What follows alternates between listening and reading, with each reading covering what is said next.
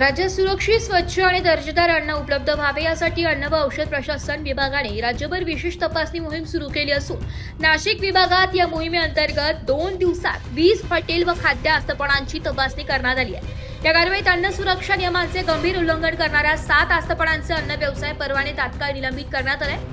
1 आणि 2 जुलै 2024 रोजी नाशिक विभागात ही विशेष मोहीम राबवण्यात आली आहे। तपासणी दरम्यान स्वयंपाकघरातील गंभीर अस्वच्छता, निकृष्ट शीतकरण व्यवस्था, उघड्यावर ठेवलेले कच्चे अन्न, कर्मचाऱ्यांच्या वैयक्तिक स्वच्छतेचा अभाव, आवश्यक कागदपत्रे नसणे, कर्मचाऱ्यांची वैद्यकीय तपासणी न झालेली असणे आणि ग्राहक तक्रार निवारण यंत्रणेचा अभाव अशा अनेक गंभीर त्रुटी आढळून आल्या।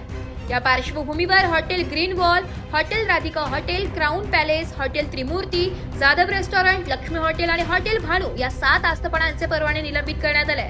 तसेच यापूर्वी देण्यात आलेल्या सुधारणा नोटिसांची पूर्तता न केल्यामुळे हॉटेल जे आणि गजानन कॅन्टीन या 2 आस्थापनांवरही निलंबनाची कारवाई करण्यात आली आहे। याशिवाय 4 आस्थापनांकडे वैध अन्न व्यवसाय नोंदणी किंवा परवाना नसल्याचं आढळल्याने त्यांना आवश्यक कायदेशीर परवाना मिळेपर्यंत व्यवसाय पूर्णतः बंद ठेवण्याचे लेखी आदेश देण्यात आले।